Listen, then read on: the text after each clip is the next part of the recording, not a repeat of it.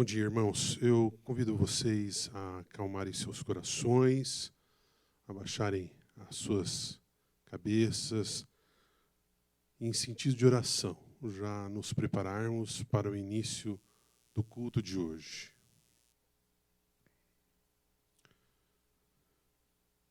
A palavra de Deus, no Salmo 33, verso 1, nos diz: Exultai, ó justos, no Senhor. Aos retos fica bem louvá-lo. É isso que nós estamos aqui para fazer nesta manhã, no dia de hoje.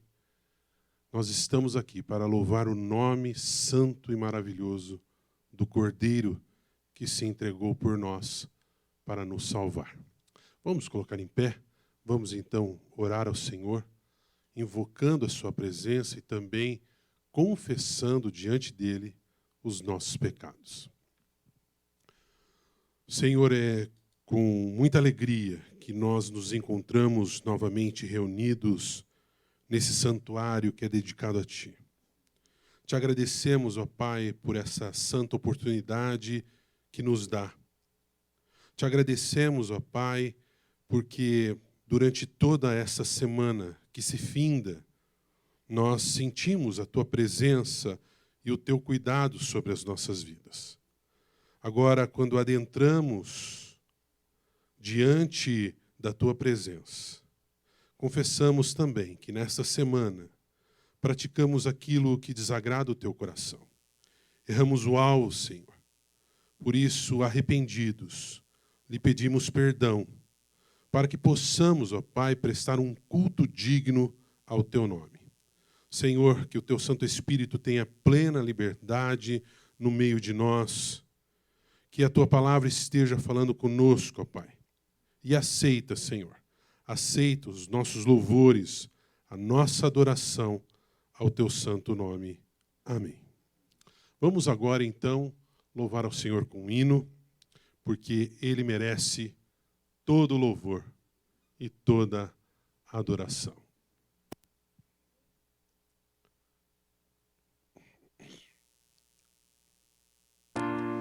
Já louvado,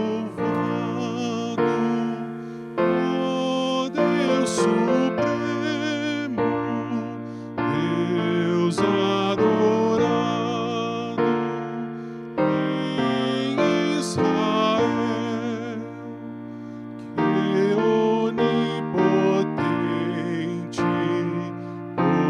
prodígios obra, sempre clemente, sempre fiel. Seja louvado,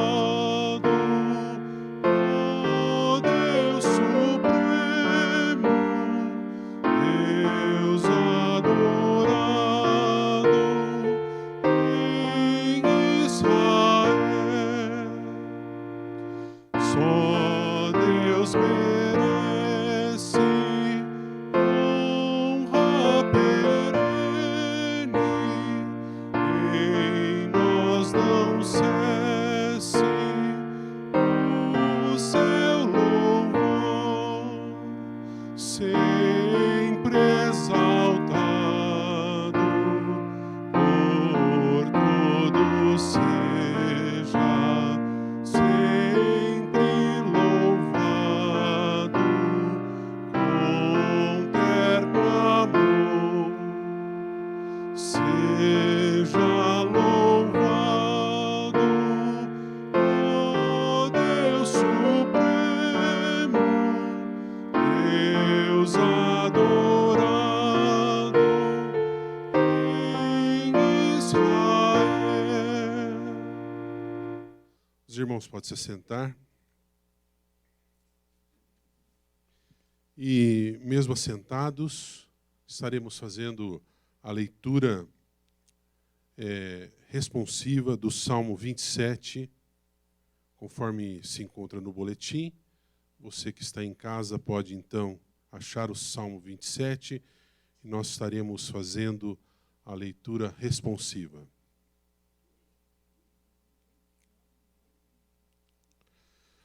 O Senhor é a minha luz e a minha salvação. de quem terei medo? O Senhor é a fortaleza da minha vida, a quem temerei?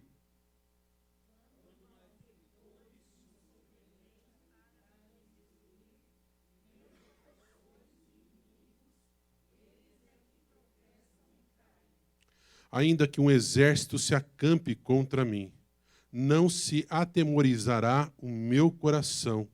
E se estourar contra mim a guerra, ainda assim terei confiança.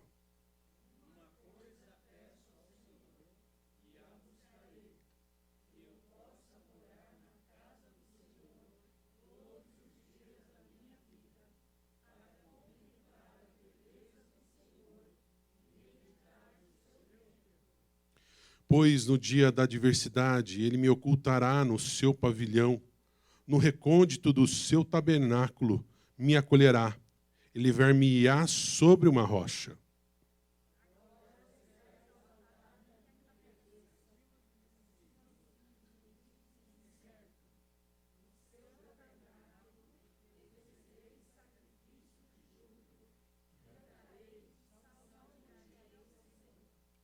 Ouve, Senhor, a minha voz, eu clamo, compadece de mim e responde-me.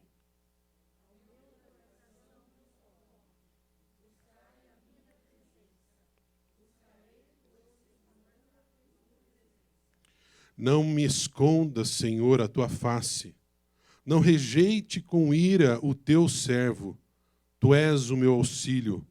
Não me recuses, nem me desampares, ó Deus da minha salvação.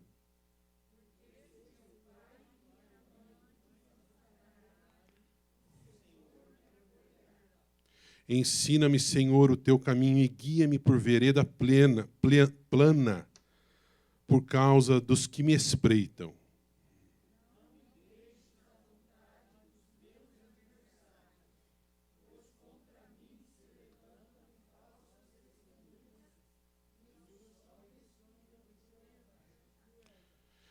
Eu creio que verei a bondade do Senhor na terra dos viventes.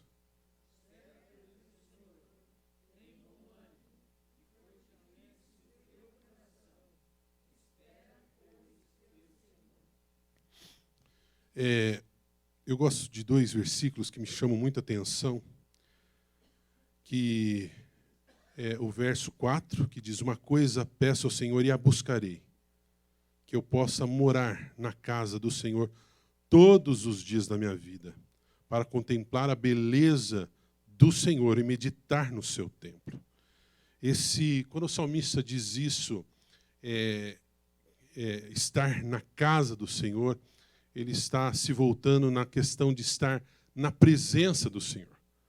Porque naquele tempo, né, no tempo do salmista, a presença manifesta do Senhor se fazia no templo.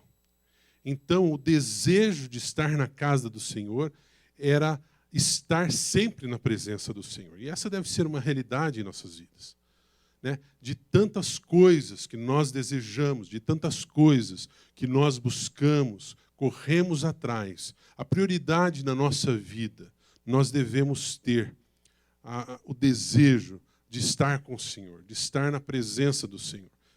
Vivemos tempos difíceis, tempos onde nós somos bombardeados com tantos desejos, com tantas coisas. A mídia nos leva a ter tantos desejos, mas nós esquecemos do que a palavra de Deus nos diz.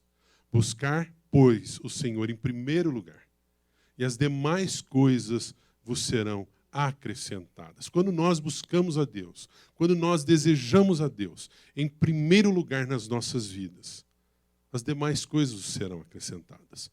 Agora, o verso 14 nos diz assim, o último verso: espera pelo Senhor e tem bom ânimo, e fortifique o teu coração, espera, pois, pelo Senhor. Outra coisa que nós temos hoje em dia é o imediatismo. Hoje em dia nós não sabemos mais esperar. Tanto que vivemos uma sociedade extremamente ansiosa. Vivemos uma sociedade que nunca tomou tanto ansiolítico na história. Por quê? Porque não sabemos esperar. Não sabemos esperar o próximo, quanto mais a vontade de Deus. E quando nós não esperamos a vontade de Deus, não esperamos o agir de Deus, nós estamos fadados ao fracasso. Se tem uma coisa que Deus tem falado muito ao meu coração, é quando Jesus diz na oração que Ele ensina aos seus discípulos, Ele diz o seguinte: e seja feita a tua vontade. Nós precisamos aprender isso. Aprender a guardar a vontade de Deus sobre as nossas vidas. Porque a palavra de Deus também nos diz que a vontade de Deus, ela é boa, ela é perfeita, ela é agradável, ela é o melhor para as nossas vidas. Precisamos aprender a esperar em Deus. Colocar diante do Senhor tudo aquilo que nos aflige, colocar diante do Senhor as nossas necessidades, os desejos do nosso coração e esperarmos no Senhor. E termos sempre o Senhor como prioridade em nossas vidas. Amém, irmãos? Vamos louvar ao Senhor agora com mais 2 cânticos. Ele é digno de todo louvor, de toda a nossa adoração. Eu convido você a ficar de pé novamente, para que nós possamos estar louvando ao Senhor. Nós hoje estamos sem instrumentistas, mas mesmo com playback, com as nossas vozes, estaremos louvando ao Senhor.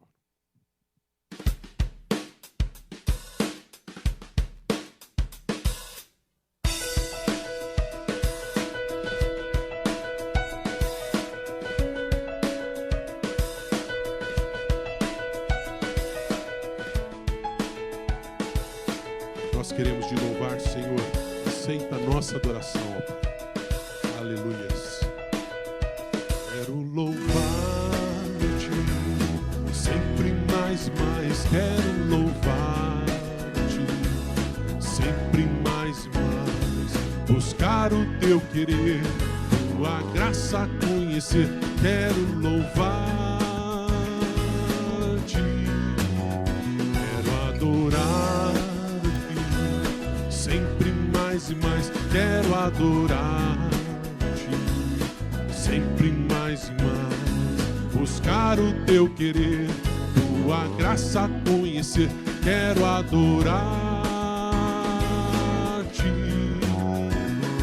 As aves dos céus cantam para ti, as feras do campo refletem teu poder, quero cantar, quero levantar as minhas mãos a ti.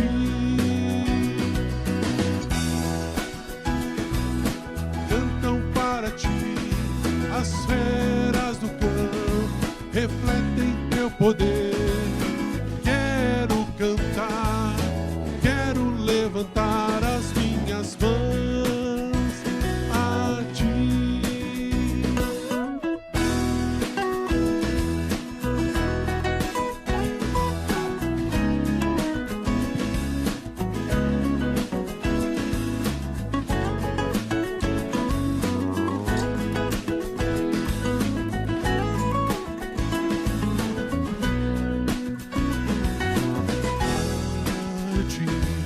Sempre mais, quero louvar-te, sempre mais, buscar o teu querer, tua graça conhecer, quero louvar-te, quero adorar-te, sempre mais, quero adorar-te, sempre mais, buscar o teu querer, tua graça conhecer, quero adorar-te. As aves dos céus cantam para ti, as feras do campo refletem teu poder. Quero cantar, quero levantar as minhas mãos a ti. As aves dos céus cantam para ti, as feras do campo refletem teu poder. Quero cantar, quero levantar as minhas mãos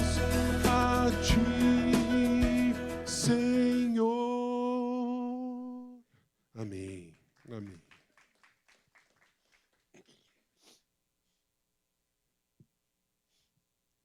Vamos adorar a Deus.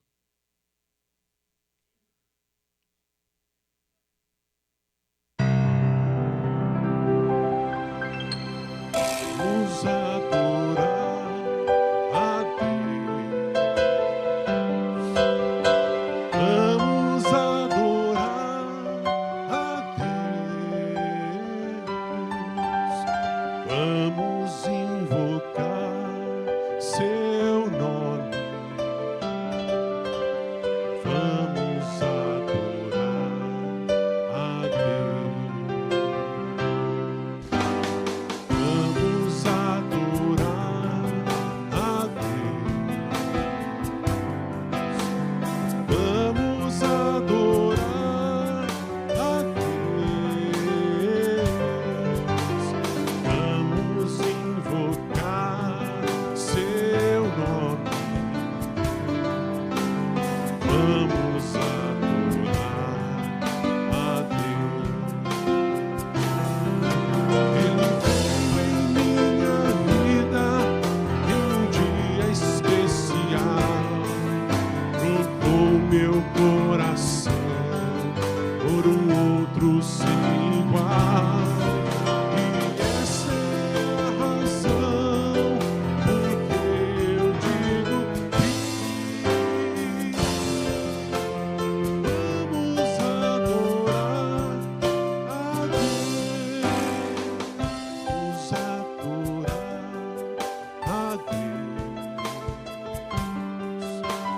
Vamos adorar a Deus.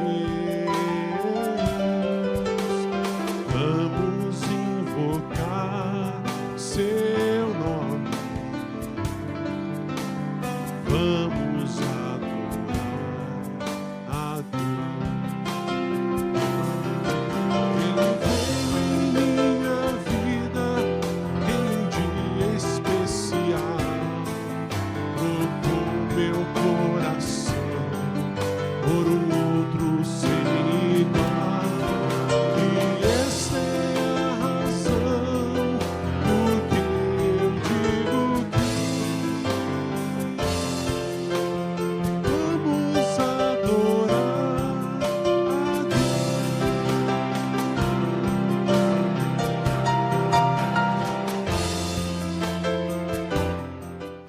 Amém. Playback tem essa que a gente se perde um pouco, né? Mas vamos agradecer a Deus por esse tempo de louvor ao seu nome. Senhor, te agradecemos, Pai, pela oportunidade que temos de ir abrir os nossos lábios e entoar louvores a Ti. Mesmo imperfeitos, ó Pai, com falhas, muitas vezes algumas falhas técnicas. Senhor, nós te agradecemos por essa oportunidade, Senhor. Aceita os nossos louvores e a nossa adoração. Por Cristo oramos. Amém. A igreja pode se assentar. Nós estaremos agora continuando louvando a Deus com um momento de ofertório. E a palavra de Deus nos diz no Salmo 34, versos 4 e 6. Busque o Senhor, busquei o Senhor e Ele me acolheu, livrou-me de todos os meus temores. Clamou este aflito e o Senhor o ouviu e o livrou de todas as suas tribulações. Em 1 Coríntios, capítulo 9, verso 7, também nos diz a palavra de Deus. Cada um contribua segundo tiver proposto no coração, não com tristeza ou por necessidade, porque Deus ama a quem dá com alegria. É sempre bom nós lembrarmos das atividades, né? A reunião de oração na quarta-feira. Essa quarta-feira esquecemos de estar postando, né, a reunião de oração, mas é bom que os irmãos estejam lembrando, com relação a pedidos, que nós possamos estar fazendo os pedidos, né, nos grupos de WhatsApp, e estarmos intercedendo sempre uns pelos outros, né? Nós precisamos de ajuda, e ajuda divina, ajuda que vem dos céus, e também da ajuda dos nossos irmãos. Nós precisamos que nós intercedamos uns pelos outros. E também nós agradecemos a Deus, neste momento, pelo sustento do Senhor, porque Deus tem sido misericordioso, cuidadoso para conosco. Deus é aquele que não nos deixa que nada nos falte. Muito pelo contrário, Ele sempre nos dá com abundância. E devolvemos uma parte, não para o envaidecimento humano, não para enriquecimento ilícito, mas para a manutenção da obra do Senhor e também expansão da obra do Senhor. Convido o nosso irmão presbítero José Roberto Boiago que esteja aqui à frente agora, por causa da gravação, para que nós estejamos orando pelos nossos irmãos que sofrem, que necessitam, e também que esteja orando pelos dízimos e ofertas que têm sido levantados. Oramos. Nosso Deus e nosso Pai, mais uma vez, nós nos colocamos diante da sua presença, ó Deus, buscando-te e colocando as nossas vidas diante de ti, ó Pai. Já agradecidos, ó Deus amado, pelas ofertas, pelos dízimos levantados aqui, ó Deus. E queremos te pedir, ó Deus, que o Senhor mesmo esteja dirigindo as pessoas envolvidas, encarregadas de administrar esse dinheiro, de trabalhar com ele, de fazer as coisas da sua obra. Que o Senhor esteja dirigindo e que eles possam fazer, ó Deus, aquilo que o Senhor pretende, aquilo que o Senhor quer, ó Deus, que nós façamos aqui nesse lugar ou em qualquer outro lugar que seja usado, ó Deus amado, aquilo que é arrecadado aqui. Que o Senhor mesmo tome conta disso e que o Senhor mesmo dirija para que seja feita a sua vontade. Também, ó Deus, nesse momento nós queremos te pedir pelos pedidos de oração, ó Pai, levantados, aqueles que colocam nos grupos de WhatsApp, que o Senhor, ó Deus amado, esteja atendendo a cada um, ó Pai. Sabemos que há muitos pedidos, há agradecimentos, mas há muitos pedidos, pedidos principalmente de saúde. Que o Senhor esteja visitando a cada um, ó Pai amado, esteja liberando cura às pessoas, esteja dirigindo as recuperações, ó Deus amado, e que eles possam sentir, acima de tudo, a tua presença, ó Deus amado, no seu dia a dia.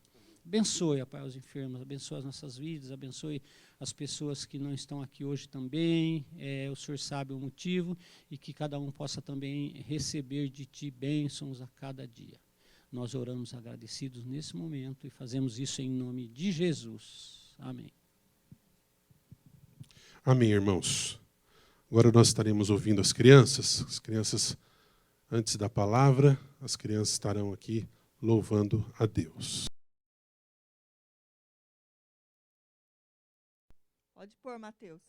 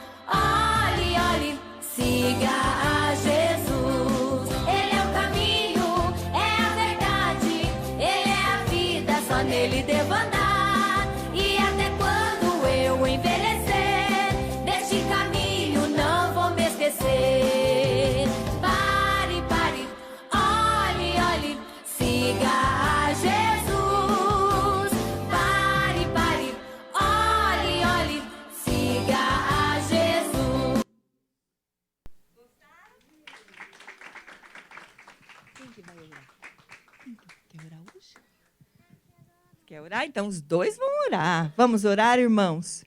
E assim, vamos cantar bem alegre, cantar durante a semana. Quem quiser, eu mando também para os adultos, para a gente louvar o Senhor a semana inteira, amém? Vamos orar.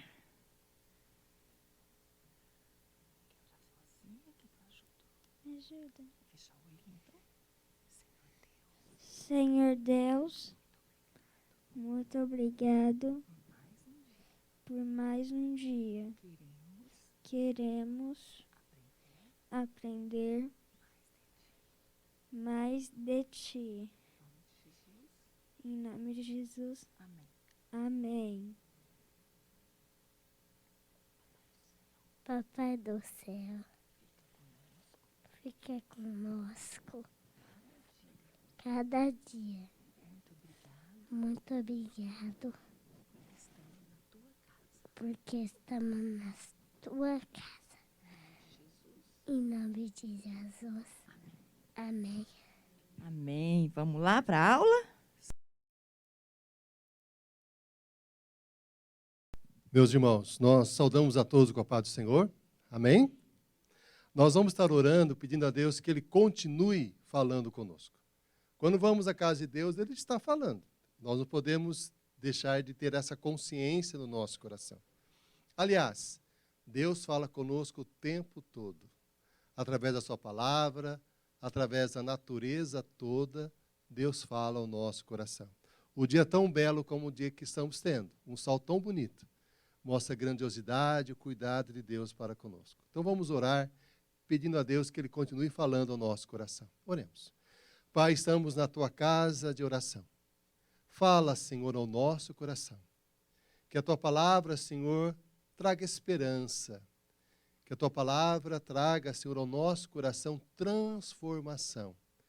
Que a Tua palavra, Senhor, nos oriente como devemos viver, o que devemos fazer.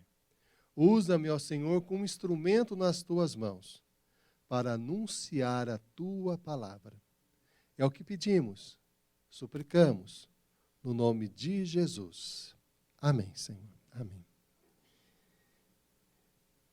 É interessante nós observarmos na Bíblia a importância que Deus dá à palavra, ou então a importância que as Escrituras Sagradas dão à palavra. Lá no livro de Hebreus, no capítulo 11, nós lemos que o mundo foi formado pela palavra de Deus, de tal forma que as coisas que existem vieram a surgir do poder da palavra do Senhor. A palavra de Deus dando origem a todo o universo. E nós sabemos isso lá no livro de Gênesis, né? No capítulo 1, Deus fala, haja luz, e a luz surgiu. O poder da palavra dando origem à vida. A importância da palavra nós percebemos também lá no livro de João. Assim que inicia o livro de João, a palavra associada a Jesus Cristo. No princípio era o Verbo, e o Verbo estava com Deus, e o Verbo era Deus. Tudo foi feito por meio dele, e sem ele, nada do que foi feito se fez. A importância da palavra, inclusive na própria pessoa de Jesus, que é o Verbo. O Verbo. Percebemos uma importância da palavra quando o apóstolo Paulo fala em Romanos, no capítulo 1. Porque não me envergonho do Evangelho. Por quê? Porque é o poder de Deus para a salvação de todo aquele que crê. A palavra é extremamente importante em toda a Escritura Sagrada. E nós percebemos também a importância da palavra no nosso dia a dia.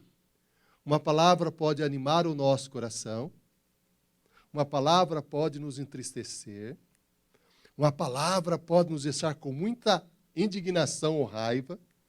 A palavra tem esse efeito, ela opera mudança em nossa vida, nas nossas emoções, no nosso pensamento. Por esse motivo, Jesus, nesta manhã, fala ao nosso coração sobre uma necessidade que todos nós temos e precisamos exercer no nosso dia a dia. Está lá em João, capítulo 5, o versículo 39. Evangelho de João, capítulo 5, o versículo 39.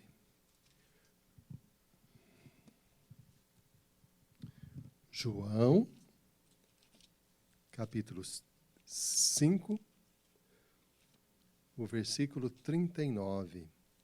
Palavra de Deus ao nosso coração.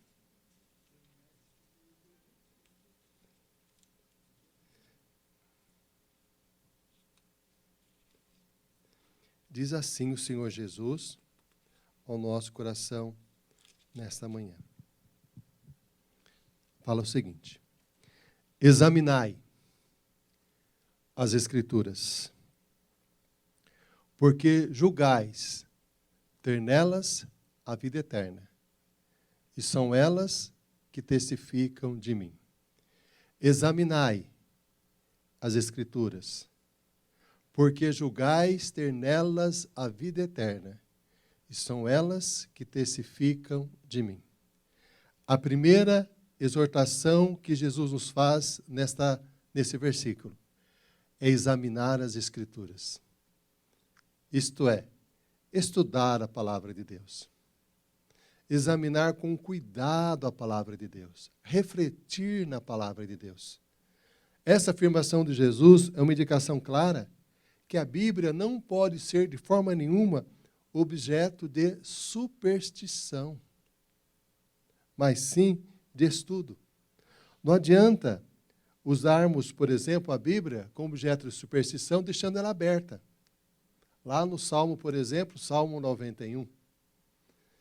Em alguns lugares, até a Bíblia fica aberta nesse salmo e até as páginas ficam amareladas, né? A pessoa acreditando realmente que o fato da Bíblia estar aberta, automaticamente as bênçãos de Deus e a proteção de Deus estará no seu lar. A Bíblia conta um caso que o povo de Israel iria enfrentar os filisteus. E eles, para enfrentar os filisteus, acreditavam que se levassem a Arca da Aliança. O que seria a Arca da Aliança? É um símbolo da presença de Deus em Israel, um tipo de um baú, que dentro dele havia os 10 mandamentos, lá escrito por Moisés, aliás, por Deus, entregue a Moisés. Tinha lá uma vara de Arão que floresceu e também um potinho com maná. Eles acreditavam que se levasse a Arca da Aliança numa batalha contra os filisteus, eles venceriam aquela batalha. Só que o coração deles estava totalmente longe de Deus. E o que aconteceu? Além de perderem a batalha, a Arca da Aliança foi levada pelos filisteus para o seu templo do deus Dagom. Indicando que superstição em relação à Bíblia não se aplica. O poder da palavra de Deus está em ela habitar no nosso coração. E nós, de fato, examinarmos as Escrituras. E nós meditarmos na Bíblia para que ela faça realmente parte da nossa existência, parte da nossa vida. Nós não podemos considerar de forma nenhuma a Bíblia como objeto de superstição.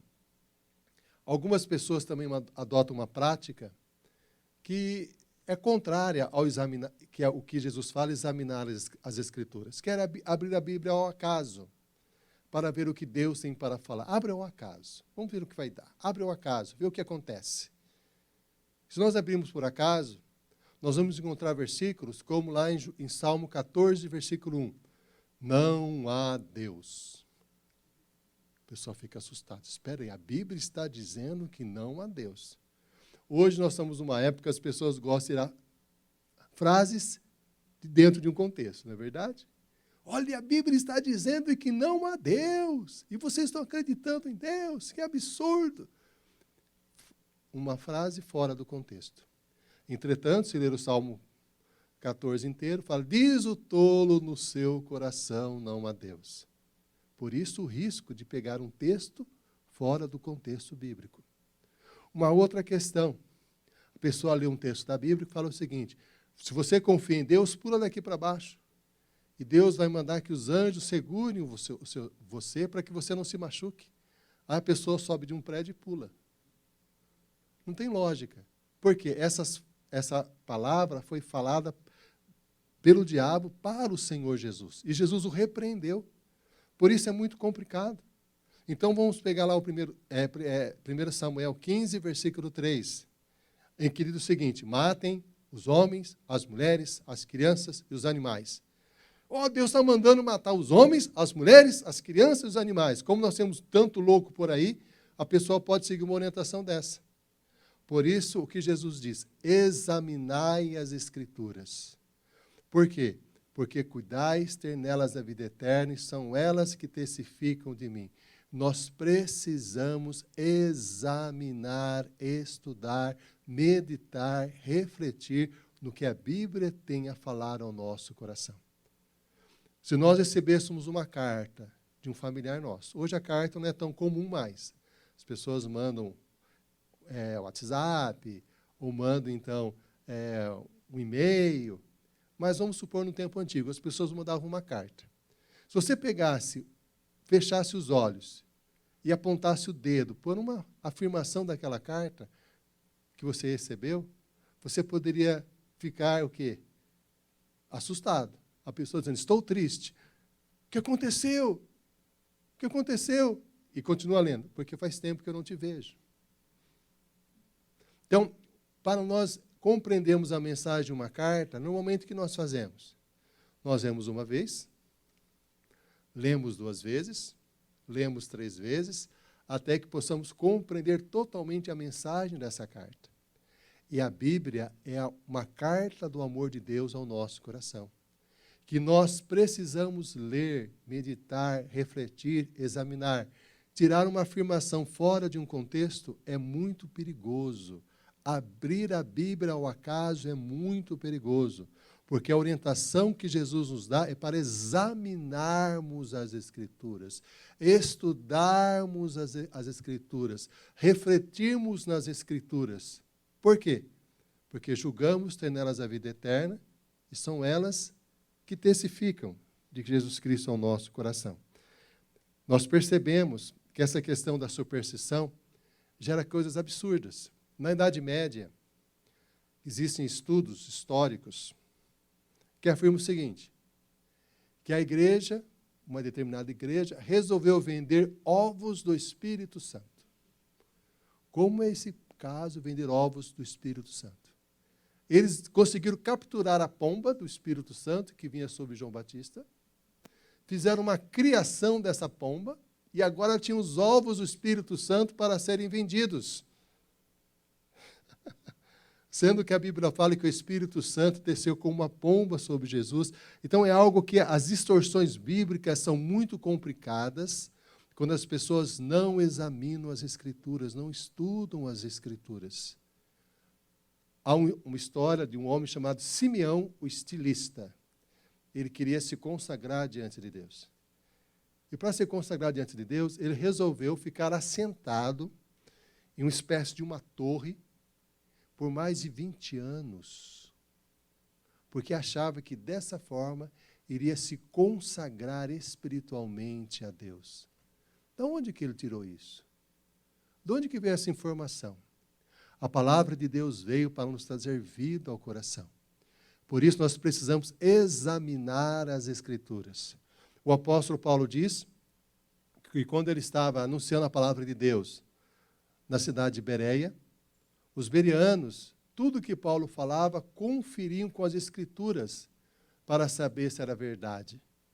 E Paulo disse o seguinte, os de Bereia são mais nobres do que os de Tessalônica, porque tudo que nós falamos eles vão conferir com a Bíblia, verificar se é de fato isso que está ocorrendo. Meu irmão e minha irmã, a orientação que Jesus dá ao nosso coração é para examinarmos as Escrituras, estudarmos a palavra de Deus, meditarmos na palavra de Deus, refletirmos na palavra de Deus. Isso é uma necessidade constante, necessidade profunda do nosso coração. E Jesus continua dizendo o seguinte, né? Porque julgais ter nelas a vida eterna. A grandiosidade da palavra de Deus, da Bíblia, ela pode ser verificada de diversas formas. Nós sabemos que o conhecimento humano pode até ser utilizado para analisar algumas questões da Bíblia.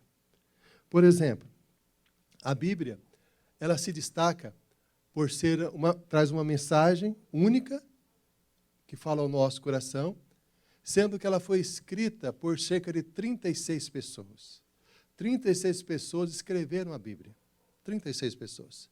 Entre elas pescadores, poetas, guerreiros, escreveram a Bíblia. Escreveram a Bíblia em lugares diferentes. Alguns escreveram a Bíblia na prisão, nós temos o caso do apóstolo Paulo. Outros escreveram no deserto, como Davi, talvez muitos salmos escreveram no deserto. A Bíblia foi escrita em vários continentes, né? Na Ásia, na Europa, na África. Então, norte da África, onde Paulo esteve uma época, né? Os discípulos, né? Então, é algo que nos chama a atenção.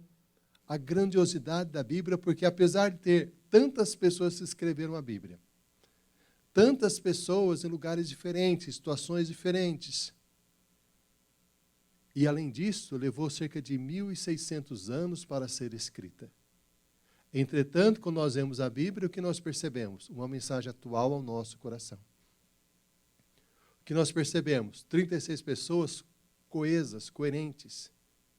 Por isso, o apóstolo Pedro, lá no livro de 1 Pedro, fala que toda a Escritura é inspirada por Deus e útil para falar no nosso coração. Foi feita, aliás, Paulo fala isso, Pedro também fala, que a palavra de Deus foi escrita por meio do Espírito Santo, que inspirou as pessoas a escrever as Sagradas Escrituras. A grandiosidade da palavra do Senhor. Nós podemos perceber isso, essa unidade em tanta diversidade. Nós podemos perceber a grandiosidade da Bíblia também em questões da durabilidade. A Bíblia é o livro mais antigo do mundo. Mais antigo do mundo. Entretanto, por ser o livro mais antigo do mundo, algumas pessoas se questionam, mas espera aí, a Bíblia, como o livro mais antigo do mundo,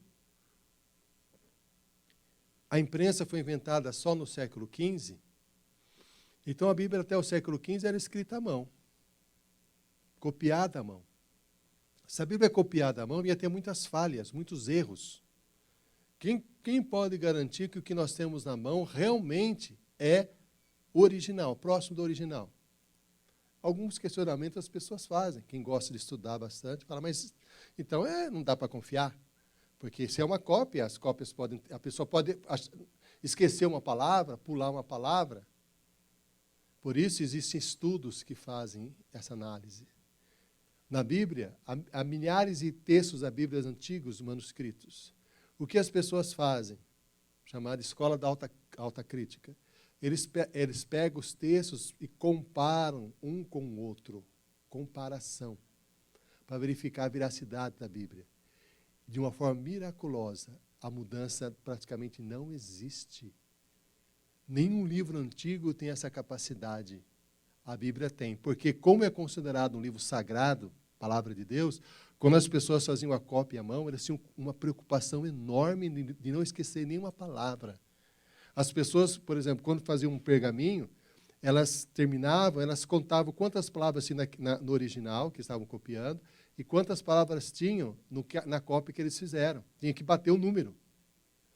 Contava as palavras da parte, tinha que bater. A primeira palavra da página tinha que ser igual à última palavra. A palavra do meio igual. Eles usavam várias estratégias para garantir que a escrita fosse fidedigna. E é de fato que nós podemos perceber. A Bíblia chegou às nossas mãos pela direção, pelo poder de Deus, que não há explicação para isso. Como pode explicar? Como a consciência humana, a lógica humana pode explicar a grandiosidade da Bíblia nesse tipo de análise? Além disso, nós podemos verificar a grandiosidade da Bíblia observando dentro dela. A Bíblia tem várias informações ali que são informações históricas, que a pessoa pode verificar se aquele fato histórico ocorreu ou não. Principalmente em vários textos da Bíblia, mas nos chama a atenção muito Lucas. Lucas é considerado um grande historiador. Hoje nós temos, é comum nós contarmos os anos, né?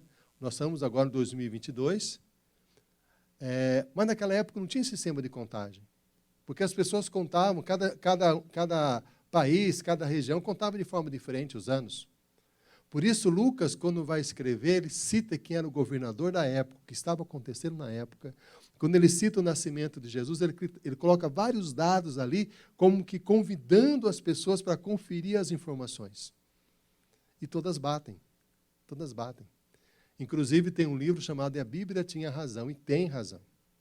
Porque essas evidências, chamadas evidências internas da Bíblia, são muito grandes, dá para ser confirmado. Quando se levantam alguns questionamentos, isso de fato não aconteceu, isso é fantasia, passa-se o tempo e percebe que aquela afirmação daquela pessoa é que estava errada. Porque a Bíblia é como uma bigorna, que já estraçalhou muitos martelos. A Bíblia é o livro mais amado e mais odiado do mundo.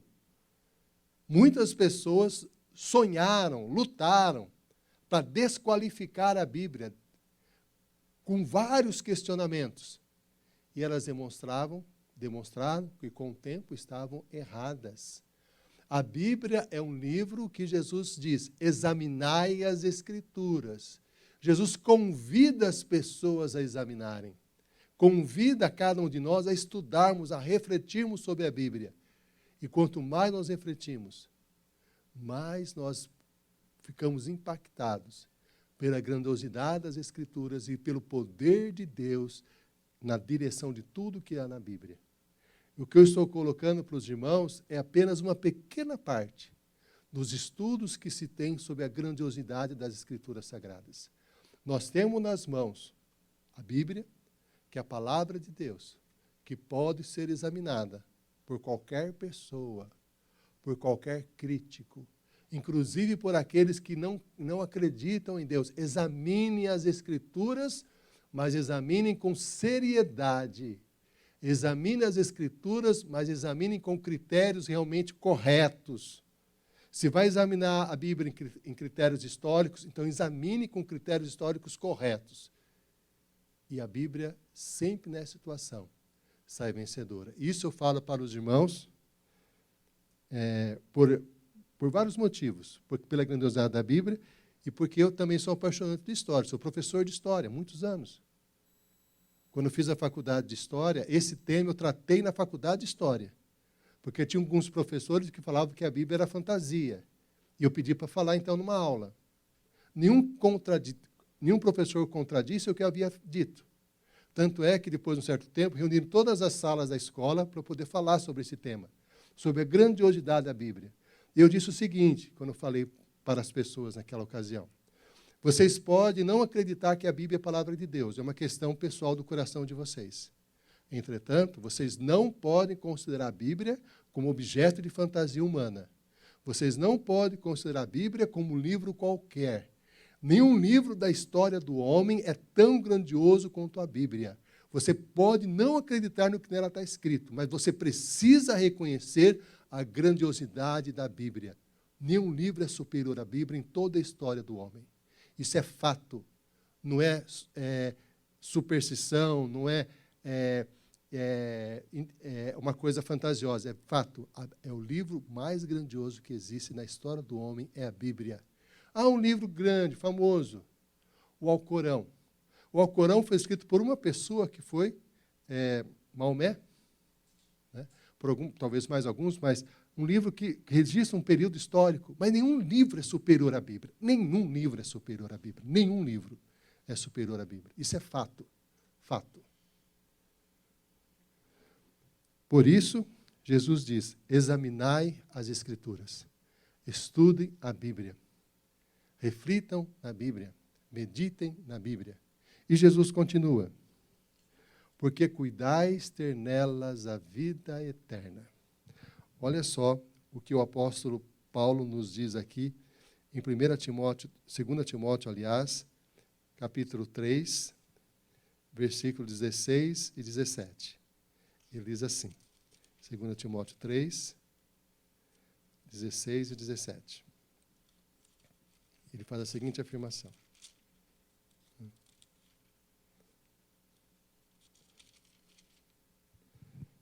Diz assim, toda a Escritura é inspirada por Deus e útil para o ensino, para a repreensão, para a correção, para a educação na justiça, a fim de que o homem de Deus seja perfeito e perfeitamente habilitado para toda boa obra. Toda a Escritura é útil para operar mudança no nosso coração. Toda a Escritura, toda a Bíblia. Há uma afirmação que nós fazemos, que a Bíblia é a nossa única regra de fé e prática. Nós não falamos isso muitas vezes? Aí nós temos dois termos, fé. O que eu preciso crer sobre Deus está na Bíblia. O que eu preciso crer sobre como deve ser a minha vida diante de Deus está na Bíblia. Regra de fé. Aquilo que eu devo acreditar está na Bíblia. E prática. naquilo que eu devo fazer também está na Bíblia. A Bíblia é, como Jesus fala, porque julgamos ter nela a vida eterna. Ela fala muito ao nosso coração sobre vida. A palavra de Deus fala ao nosso coração, se nós não sabemos o que fazer, qual a atitude que devemos tomar? Lá no livro de Tiago, capítulo 1. Se alguém tem falta de sabedoria, peça a Deus, que a todos dá livremente. A Bíblia orienta. Como devo fazer diante das tristezas da vida? Eu gosto demais desse salmo, Salmo 30, versículo 5. O choro pode durar uma noite, mas a alegria vem pela manhã. Se é por mais dor que haja no seu coração, ela é passageira. A Bíblia fala ao nosso coração.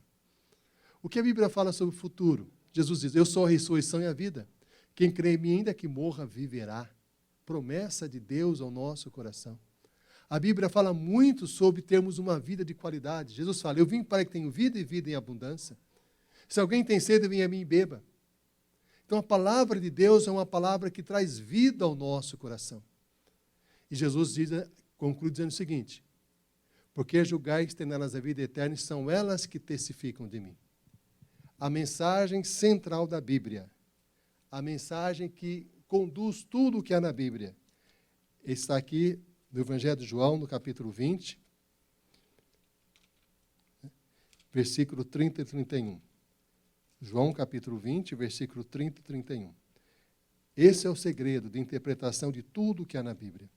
Às vezes as pessoas pegam textos da Bíblia para ter outras ações, mas não aquilo que é o objetivo da Bíblia. Qual é o objetivo das Escrituras Sagradas? O apóstolo Pedro diz o seguinte, João 20, versículo 30 e 31, diz assim, na verdade, fez Jesus, diante dos discípulos, muitos outros sinais, que não estão escritos nesse livro.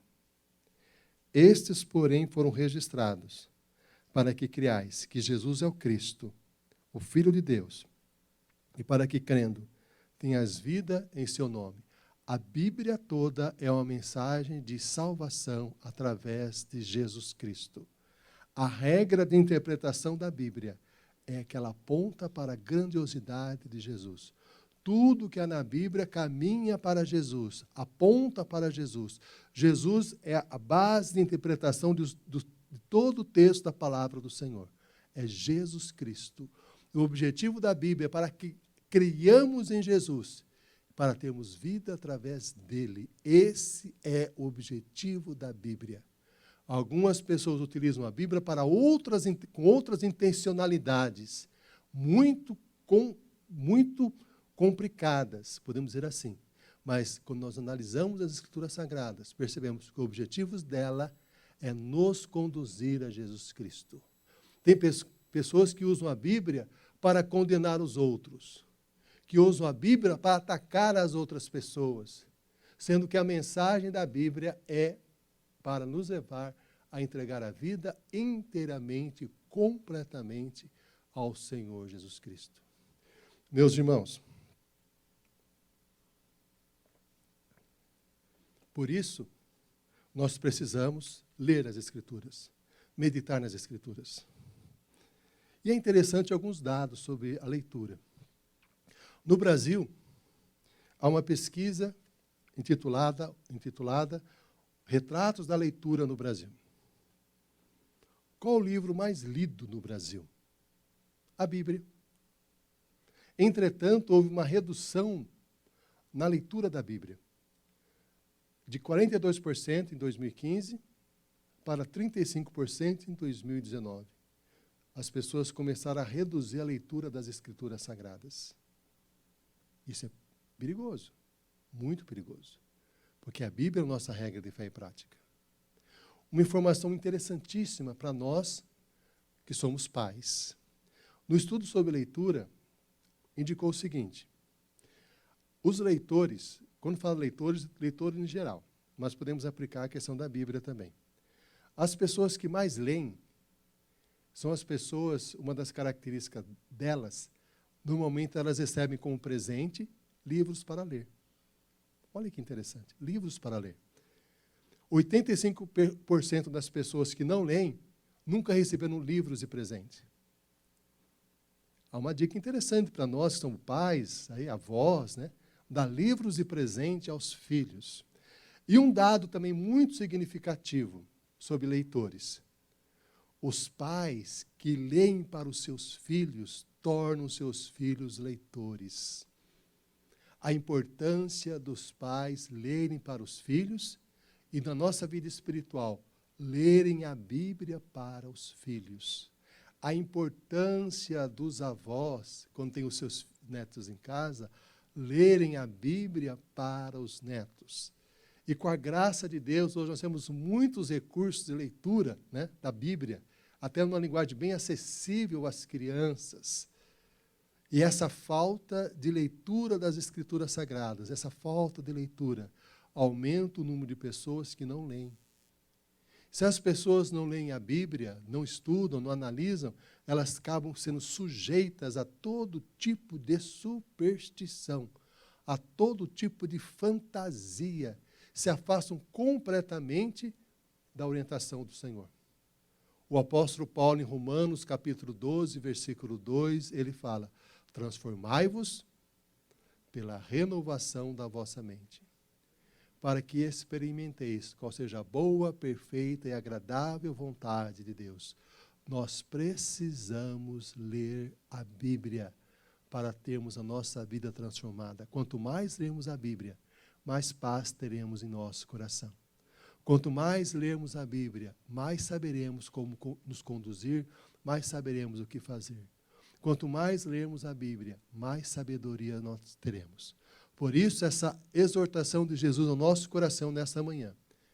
Examinai as Escrituras, porque cuidais ter nelas a vida eterna, e são elas que testificam de mim.